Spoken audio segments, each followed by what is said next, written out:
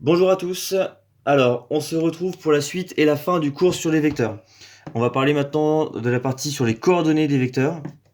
Alors, super important, la partie sur les coordonnées des vecteurs, on va définir ce que sont que les coordonnées d'un vecteur et ensuite tout ce qu'on a déjà vu auparavant sur les notions de translation, sur les sommes, les multiplications de vecteurs, sur la collinéarité. On pourra faire tout ça avec les coordonnées. Donc déjà, qu'est-ce que c'est que les coordonnées d'un vecteur? Si on veut définir ça de façon très rigoureuse, on va dire qu'on prend notre vecteur U ici, et que ce vecteur U, on le fait partir de l'origine du repère. Les coordonnées d'un vecteur, c'est les coordonnées du point d'arrivée. Au final, de manière beaucoup plus pragmatique, ça revient à dire, si je fais ce déplacement-là, de combien je me déplace en abscisse et de combien je me déplace en ordonnée. C'est exactement ce que vous faisiez déjà sans le savoir, par exemple sur l'exercice qu'il y avait juste au-dessus, où on disait que le vecteur U, c'était 4 carreaux vers la droite. Donc en gros, les coordonnées de U, c'était 4 en abscisse et 0 en ordonnée. Une petite chose, une petite précision. Hop, je cherche mes surligneurs, c'est là. Les coordonnées des vecteurs, souvent, on les note à la verticale. On les note à la verticale parce que ça nous permet de bien voir que c'est un vecteur et que ce n'est pas un point. Donc par exemple, le vecteur U ici, du schéma, le vecteur U, ses coordonnées, ça va être 3 en abscisse et 2 en ordonnée. On a les coordonnées du vecteur U comme ceci. Des petites propriétés qui vont du coup avec ça. Si vous avez deux vecteurs deux vecteurs U et V qui ont comme coordonnées x, y et x', y', si les vecteurs sont égaux, ça veut dire que les abscisses et les ordonnées sont égales. Et si vous avez moins le vecteur U, ça fait moins x en abscisse et moins y en ordonnée. En gros, tout ce qu'on met devant le U, on le met devant les abscisses et devant les ordonnées. Alors, la propriété par contre qui me paraît la plus importante, et on va faire attention parce qu'en plus il y a une petite faute dans le cours. C'est pas xb moins xb ici, c'est xb moins xa. Si vous connaissez le point de départ d'un vecteur et son point d'arrivée, vous connaissez les coordonnées de A et les coordonnées de B.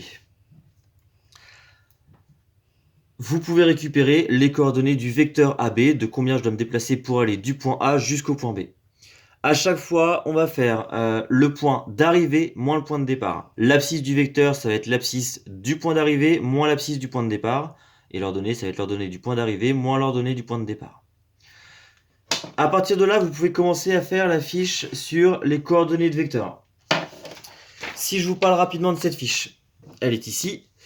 Le premier exercice, c'est exactement ça, récupérer des coordonnées de vecteurs. Par exemple, alors je vous laisserai voir le AB, je vais vous faire le CD avec vous. Le CD, c'est ce qui part du point C de coordonnées 7, moins 5, pour aller jusqu'au point D de coordonnées moins 9, moins 4. Donc le point C, je pourrais le placer ici. Alors 7, moins 5, 1, 2, 3, 4, 5, 6, 7, moins 5. Le point C, je pourrais le placer là. Et le point D de coordonnées moins 9, moins 4, moins 9, moins 4, le point D serait ici. Pour récupérer les coordonnées du vecteur CD, se dire pour aller de C vers D, je dois me déplacer de combien? On va faire en abscisse XD moins XC, l'abscisse du point d'arrivée moins l'abscisse du point de départ, et la même chose pour les ordonnées YD moins YC. XD c'est moins 9, moins XC 7, YD c'est moins 4, moins, et attention, moins 5, ça va me faire plus 5. Pour aller du point C au point D, il faut que je me déplace de 16 unités vers la gauche et de 1 unité vers le haut. Les coordonnées de CD, c'est bien moins 16, 1. Je vous laisse faire les autres. Vous en avez du coup 10 autres à faire. Vous avez deux exemples ici. Sur cette fiche-là, l'exercice 2, uniquement piste noire. Pour les autres, vous n'y touchez pas. Alors, éventuellement piste rouge si vous êtes au taquet. Le problème ici, c'est qu'on n'a pas forcément toujours la même base. Ici, on a un repère orthonormé avec un carreau comme unité. Ici, un repère orthonormé, pardon. Ici, on a un repère orthonormé avec deux carreaux comme unité. Ici, on a un repère qui n'est que orthogonal. Et puis, petit à petit, on travaille sur des repères qui sont encore différents. Alors, l'exercice 3, on a besoin des opérations sur les coordonnées des vecteurs. Quand on additionne deux vecteurs, on additionne leurs coordonnées. Quand on multiplie un vecteur par un réel, on multiplie ses coordonnées par ce même réel. Et c'est du coup ce que vous pouvez faire sur l'exercice 3 de la fiche. Quand vous additionnez U et V, vous allez additionner les coordonnées de U et les coordonnées de V, U plus W, etc., etc. Si vous avez un moins devant des coordonnées, vous mettez, devant un vecteur, pardon, vous mettez un moins devant les coordonnées. Et vous en avez ici 4 par ligne, donc 4 x 4, 16. Je vous laisse faire ce travail sur les coordonnées et ensuite on attaque tout ce qui concerne la collinéarité. Alors là par contre, je vais insister un petit peu plus. Deux vecteurs collinéaires, je vous avais dit que c'était deux vecteurs qui avaient la même direction. C'est l'équivalent du parallélisme pour les vecteurs. On n'en a pas beaucoup parlé la dernière fois, on a défini le truc, mais on ne l'a pas beaucoup détaillé. On va dire que c'est parallèle, c'est quasiment le cas. On a deux façons, du coup maintenant, de montrer que deux vecteurs sont collinéaires. La première des méthodes, ça va être de dire, j'ai une relation entre les deux. C'est ce qu'on avait vu dans le point précédent. C'est-à-dire que là, mon vecteur V, il n'a pas la même direction, il a la même direction, pardon, mais il n'a pas le même sens, et il est 2 fois plus grand. Donc je vais dire par exemple que mon vecteur V, c'est moins 2 fois le vecteur U. Il est 2 fois plus grand, il a la même direction mais pas le même sens, donc moins 2 fois le vecteur U. Si vous avez une relation comme ceci entre deux vecteurs, c'est que vos vecteurs sont collinéaires. Maintenant, si vous savez que votre vecteur U a pour coordonnées x, y, et que votre vecteur V a pour coordonnées x', y', un moyen assez simple pour voir si vos vecteurs sont collinéaires, ça va être de voir est-ce que les coordonnées sont proportionnelles. Est-ce qu'on peut faire un produit en croix? Donc à chaque fois, on va faire x fois y', moins x' fois y. Donc x, y' moins x' fois y. Si ça fait 0, c'est que vos vecteurs sont collinéaires. Si ça ne fait pas 0, c'est que vos vecteurs ne sont pas collinéaires. À partir du moment où on a ça, on peut aller voir la fiche d'exercice sur les vecteurs collinéaires. Et pareil, comme tout à l'heure, on va la détailler un petit peu. Les exercices 1 et 2, vous avez des vecteurs dont vous connaissez les coordonnées. Et on se pose la question, sont-ils collinéaires ou pas?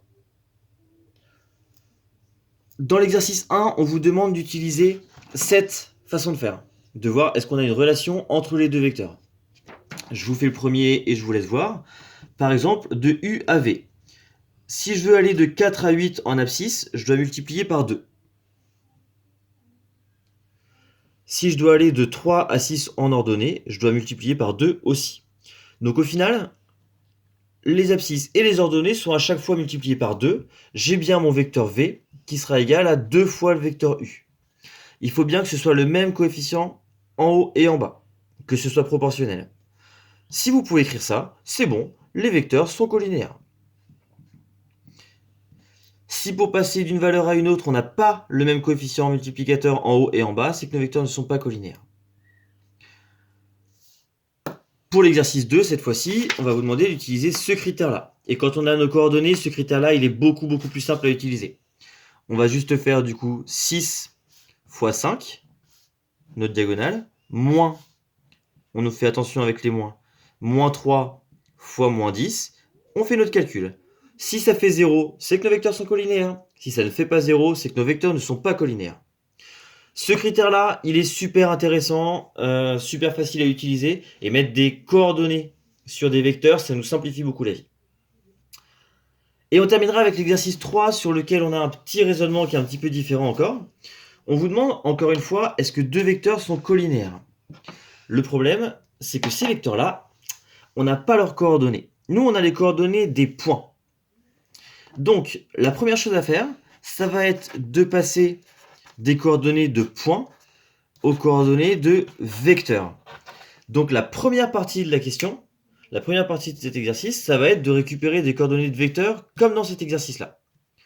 Pour avoir les coordonnées du vecteur AC, je vais faire xc moins xa en abscisse et yc moins ya en ordonnée. Et une fois que j'ai récupéré les coordonnées de mes deux vecteurs, AC et ED, c'est là où on va se poser la question, est-ce que nos vecteurs sont collinéaires? Pour montrer qu'ils sont colinéaires, vous avez le choix, soit vous utilisez la première méthode, soit vous utilisez la deuxième. Donc je vous laisse faire tout ça. Au final, vous avez deux exercices sur les coordonnées, un exercice pour récupérer des coordonnées de vecteurs, un exercice pour travailler sur les additions, multiplications par un réel. Et ensuite, vous avez trois exercices sur la collinéarité, en particulier le dernier, où vous devez passer des coordonnées de points aux coordonnées de vecteurs. Un point est fixe, un vecteur c'est un déplacement. Et ensuite voir est-ce que nos déplacements ont la même direction, est-ce qu'ils sont collinéaires. Je vous souhaite bon courage, n'hésitez pas à me poser des questions sur les différents groupes WhatsApp ou par mail. Et voilà, on continue à se parler régulièrement de vecteurs. Bon courage, bonne journée, au revoir.